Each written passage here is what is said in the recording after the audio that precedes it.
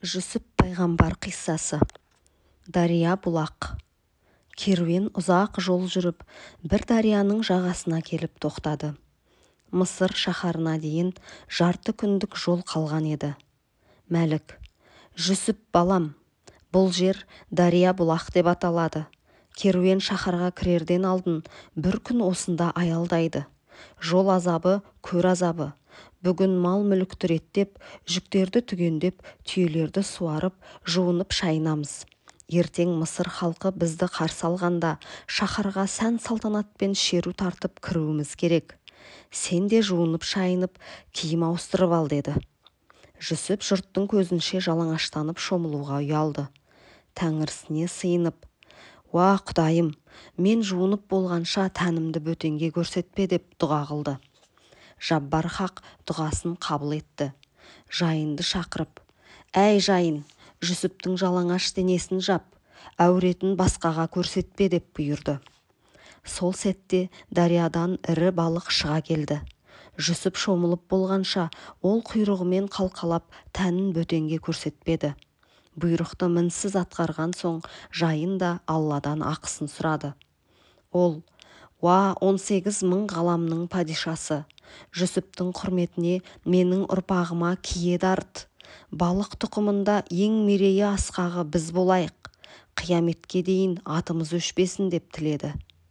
Тәңірі тағала жайынның тілегін қабыл алды. Содан бастап оның ұрпағы пайғамбарлар керегіне жарайтын болды. Олардың бір ұрпағы Жүніс пайғамбарды 40 күн қарнында сау саламат сақтап рухани пісіріп шығарды. Екіншісі Сүлеймен патшаның жүзігін жұтып 40 күн қарнында алып жүрді. Сүлеймен сол жүзікпен күллі әлемді билеген екен. Үшіншісі Хазіреті Ғайсаға көктен балық болып жауды. Төртіншісі Мұса Кәлимоллаға Қызыр атаға жолығатын жерді көрсетті. Осылайша олардың абыройы асқақтап шыға келді. Ертесі Мәлік Жүсіптің кекілін тарап, тұлымшағын желбіретіп, сән салтанатын жайнатып қойды. Үстіне алтын жіппен зерделенген әдемі шапан жапты. Беліне гауһар таспен өрнектелген кемер белдік тақты. Белдікке өткір қанжарды қынымен асып қойды. Осылайша керуен ауыр да азапты күндерді ұмытып, шат-шадыман көңіл күймен Мысырға келіп кірді. Даңқы дүниенің төрт тарабына тең тараған берекелі шаһардың бірі осы Мысыр болатын. Оның сәулеті мен дәулеті бәрінен асып тұрды. Керуен орталық көшемен шеру тартып жүрді. Ең алдында әкелі баладай болып Мәлік пен Жүсіп келе жатты. Олардың жүзінен төгілген мейірім шуағы қараған жанды кеселінен айықтыратын. Мысыр жұрты Жүсіпті көріп, жыланға арбалған торғайдай болды. Шаһардың ең сұлу перизат қыздары Жүсіптің қасында ұсқынсыз көрінді. Ал бұған дейін сымбатты да көрікті саналып келген жігіттің сұлтандары оның қасында өздерін қор сезінді. Мәлік аспандағы айды алып келіпті деген сөз қалада желде есті. Оған сәлем беріп, дидарын көру үшін жер-жерден қалың жұрт Мысырға қарай ағылып жатты. Бұл гу-гу әңгіме Мысыр патшасына да жетті. Ол да бір көруге құштар боп қалды. Бірақ патша басымен базарға баруға арланып, бас уәзірі Әзизді жұмсай салды. Уәзір Жүсіптің сиқырлы сыр сымбаты мен бекзат мінезіне қайран қалды. Иман нұры төгілген Жүсіптің ай дидарын күніге көріп, тілінен тамған шырынды насихатты тыңдауға ынтық боп қалды. Мысыр шаһары. Мәлік Шамнан келді деген хабар тез тарады. Оның әкелген мал-мүлкін сатып алушылар қаптады. Дәл қасында құлбазар да қызып жатты. Соғыста тұтқынға түскен бейбақтар мен борышын өтей алмай қарызға батқан бейшаралар тоқтаусыз сатылып жатты. Әуелгі жоспарға сай, Жүсіп те осы базарда құлдыққа сатылып кетуі тиіс еді. Керуендегі малайдың бірі аңдаусызда: «Жүсіп те сатылуы мүмкін» деп айтып қалды. Бұл сөз заматта қаладағы бай бағланның құлағына жетті. Олар бұл құлдың арзанға сатылмасын білді. Сандық алтындарын арқалап әкелді. Мәлік бір кереметке таң болды. Әдетте сауда ешқашан толық ұтымды болмайтын. Кей затты алушылар бірден табылмай қоймада айлап жатып қалатын. Саудада бірде ұтса, енді бірде шығын шегетін. Бұл жолы олай болмады. Түкке тұрмас бөздің өзін байдың еріккен қатындары пышақ үстінен талап әкетті. 3 күннен соң базарда Мәліктің босаған арбалары мен қаңыраған қанар қаптары ғана қалды. Сауданың соңына қарай Жүсіпті сұраушылар көбейді. Сағат сайын алушылардың қарасы қалыңдай берді. Мәлік сауданың майын ішкен нағыз әккі болатын. Асығыс сатуға болмайды деп өзін зорға тежеді. Жүсіптің бағасының қай шекке дейін тірелерін ешкім дүп басып айта алмайтын. Бай манаптар сандық толы алтын әкеп ашып тастады. Бәрі жан-жақтан жамырап, «Әй Мәлік, созбақтамай бағаңды айт, мына құлыңа не сұрайсың?» деп қинай бастады. Алушылар арасында бір кемпір отыр екен. Қолында бір тауық пен 4 жұмыртқасы бар. «Сен бұл жерде неғып жүрсің?» деген бай бағланға. «Мен де Жүсіпті сатып алғым келеді» дейді. Оның жауабын естіген халық қыран топан күлкіге қарық болады. Мынадай шіріген байлар тұрғанда саған не жоқ деп күлкі қылады. Кемпір оларға еш мән бермейді. Ол байлығы болмаса да бір сылтаумен Жүсіпті көріп қалады. Кейін кемпірдің ажалы толып, о дүниелік болғанда осы ниеті үшін Тәңірі тағала оны рахметіне алыпты деседі. Мысырда Мағриб патшасының салт басты қызы да жүреді. Бұл хабарды естіп, ол да келіп еді. Асыл тастарды тиеген 1000 түйесі бар, күміс ер-тұрманмен ерттелген 1000 тұлпар және бар. 100 құл мен 100 күңді бірдей киіндіріп арғымаққа мінгізіп алып келді. Дәл қазір осы қыздың дүние байлығына тең келетін адам жоқ еді. Оның байлығын көріп бәрі шетке ығысты. Қыз Жүсіпке таяп келіп, оған назар салды. Жүсіптің жүзінен пайғамбарлық нұрды көріп қайран қалды. Мағриб патшасының қызы: «Әй, мерейі асып туған оғлан, сені құл деуге тілім бармайды. Сені құл деген бейпіл ауыздың жағына жылан жұмыртқаласын. Малай дегеннің тілі кесілсін. Бұл жаһанда дәл сендей адам болмас. Саған ұқсап енді адам тумас. Сені сатып алуға дүниенің байлығы жетпейді. Қай патша, қай сұлтанның перзентісің?» деді күңіреніп. Қыздың бұл сөзіне бәрі ойланып қалды. Расымен құлда мұндай ұлық дәреже қайдан болсын? Ханзада болар деп ойлады. Жүсіп Мағриб қызына өз тілінде сөйлей кетті. «Әй, көркіне ақылы сай ханшайым, менің хәлімді жалғыз жаратқан ғана біледі. Құдіретімен маған осындай көрік берді. Мен тек хақ әміріне құлдық ұрып, оны орындауды ғана білемін. Құл керек болса, мені сатып ал. Оған байлығың жетпесе, ақшаңды босқа шашпа, қайырлы іске жұмса» деді. Мағриб патшасының қызы өзінің надандығы мен ақмақтығына ұялды. Жүсіпке құрметі оянды. Оған иман келтіріп, онда жетім жесірге қарасып, аш-жалаңашты тойдырайын деді. Әрине, бұл сауабы мол, қайырлы іс. Бірақ мұнымен кедей-кепшіктің қатары көбеймесе азаймайды. Жатып ішер жалқауды масылдыққа үйретпе. Сен оларға балық берме, қармақ бер. Қармақпен несібесін өзі тауып жесін, деді Жүсіп. Бұл ақылыңды қош көрдім. Ал садақаны кімге бергенім абзал? Маған осының анығын айтып, көзімді аш, ей парасатты хәкім. Ел боламын деген жұрт садақа зекетті ең бірінші ілім іздеген ізгі жанға береді. Себебі елдің ұстыны, мемлекеттің тірегі, екі дүниенің жарығы, көкірек көзі ашылған ғұлама мен хәкімдер. Ғылым көркейсе, елде гүлденеді. Парасатты пенде мал табу үшін ғылым оқымайды, ғылым табу үшін малын жұмсайды. Ілімнің шырағы жанбаған жұрттың ұрпағы жанбай жатып сөнеді. Қараңғылық қаптаған жұртта өсек пен өтірік қана өнеді. Ондай азған елге көп ұзамай Тәңірісінің бар бәлесі төнеді. Тағы кімге қарасқаным абзал, айта түс тағы да, ей ақылы асқан дана. Басы көсем, тілі шешен, зейіні зерек, өзі елден ерек жас баланы көрсең, сондай баланы ғылымға баулы. Бұлақ көрсең көзін аш деген, ықыласты шәкірттің оқуына көмектес. Оларды үй жаймен қамтамасыз ет. Неғұрлым ел сауатты болса, соғұрлым халық надан болмайды. Надандықтан арылған сайын елдің кедей кепшігі де азаяды. Тағы қандай қайырлы іс жасап, із қалдырсам болады. Менен ақылыңды аяма, ей сұңғыла ойдың иесі. Тағы бір игі іс, монша соғу. Тазалық иманның жартысы. Алыстан келген керуендер әлге дейін далада ғұсыл алады. Кейбір тайпалар мүлде шомылмастан шаһарға кіре береді. Бұлай болмайды. Тазалық жоқ жерде ауру кесел, сырқат дерт қаптайды. Есті жан осының алдын алады, деді Жүсіп. Оның ақылы қыздың санасына сәуле салды. Не істеп не қою керегін түсінді.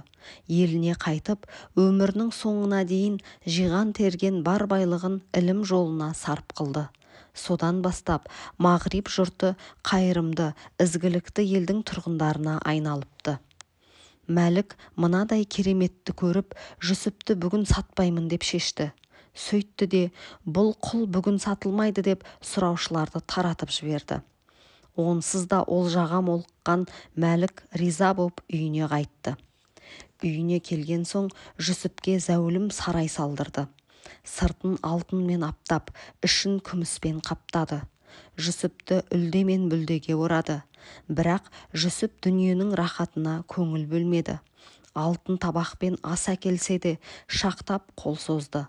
Кейде тәулігіне бір түйір құрма не зәйтүн ғана жейтін. Тойып тамақ ішу оған жат еді. Күміс кесемен шырын шәрбаттардың неше түрлісін берді. Ол сонда да оразасын қара сумен ашатын әдеттен жаңылмады. Күнімен кітап оқып, түнімен құлшылық қылды. Сахарда тұрып Алласын зікір етті. Ай десе аузы, күн десе көзі бар, хас сұлулар оған майысып жүріп қызмет қылды. Сонда да ол көрінген сұлуға көңілі толқып, нәпсінің жетегінде кетпеді. Мәлік Жүсіптің тақуалығына қайран қалды. Мәліктің уайымы. Сәтті сауданың әсерімен Мәлік біразға дейін марқайып жүрді. Бірақ көп ұзамай отбасы ошақ қасындағы қалыпты өмірден жалықты. Дүниенің қызыл жасылына ынтығып тұратын құштарлығы бәсең тартты. Бұрын сөйлегіш тотықұсын, құйрығы құлпырған тауыс құсын тамашалап отыратын. Қазір оған да зауқы жоқ. Төбелескіш түрлі бөденелері бартын. Олардың да қызығы сезілмеді. Жүйрік атпен шабысып, аң аулап, ит жүгіртіп, құс салатын саятшылығы жайына қалды. Ақырында саудадан да, шаруадан да мезі болып, бүкіл істі малайларға бір жолата тапсырды. Ол Жүсіппен сағаттап отырып сұхбат құрғанды қалайтын рухани дертке шалдықты. Оның парасатты әңгімесі жанына қуат, көңіліне шуақ сыйлады. Бір күні Мәлік: «Әй Жүсіп, іштегі шерімді шығарайын, ағымнан жарылайын» деді. «Иә қожам, айтыңыз, не шеріңіз бар?» деді Жүсіп. «Арманым саудагер болу еді. Ол орындалды. Жер жаһанды түгел кезіп, ел көрсем деп едім. Ол арманыма да жеттім.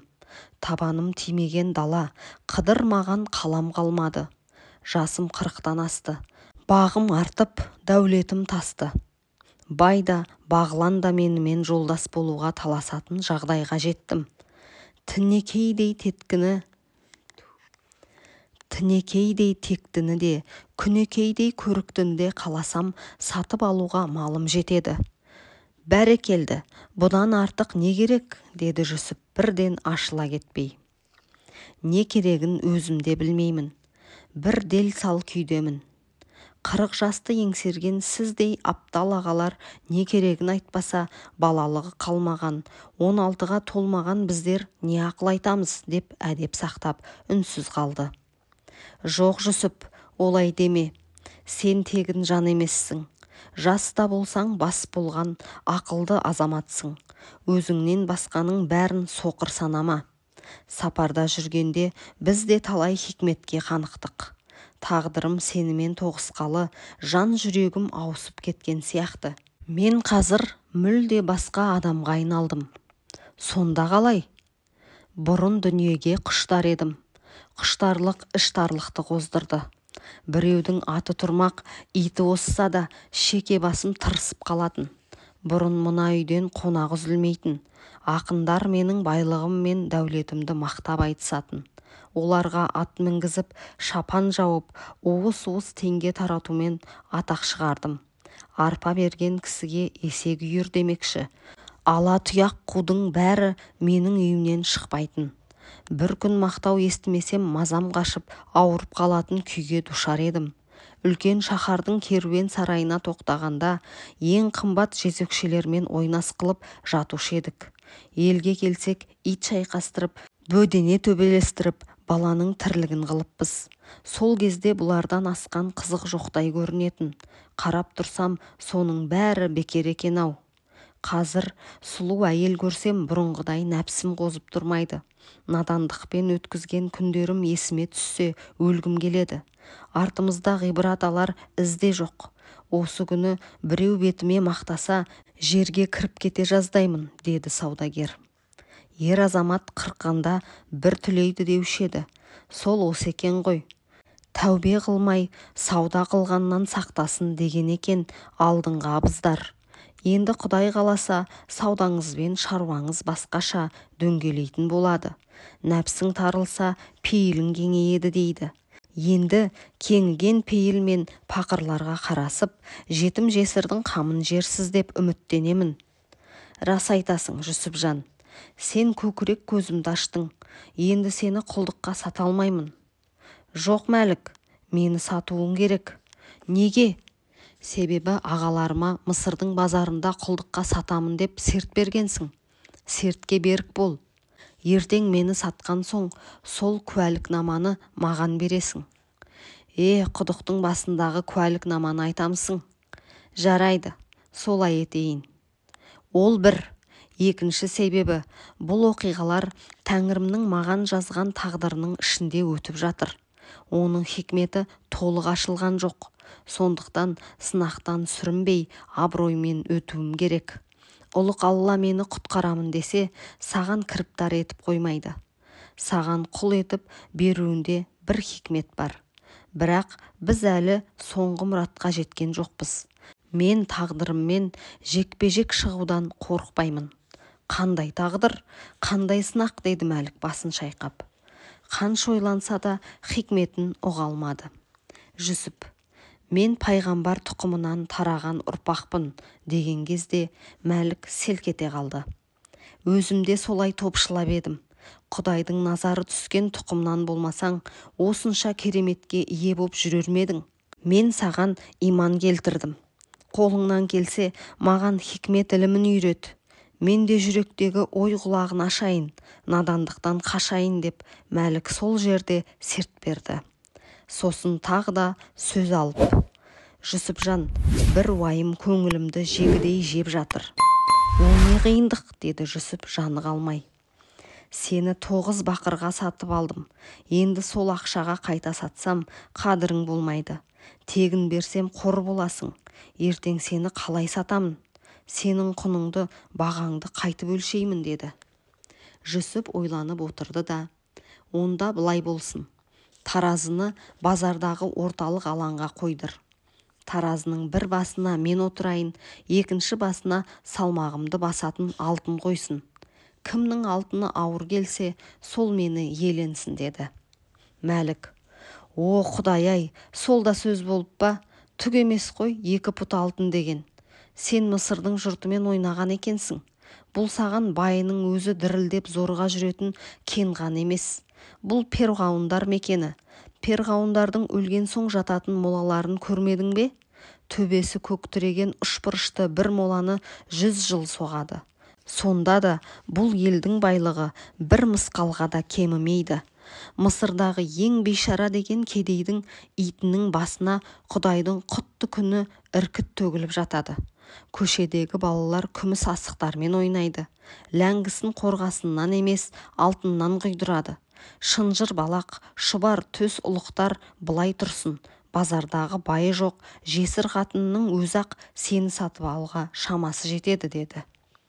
Әуелі солай жаса, сосын Құдайдың хикметін көресің деді Жүсіп жымиып.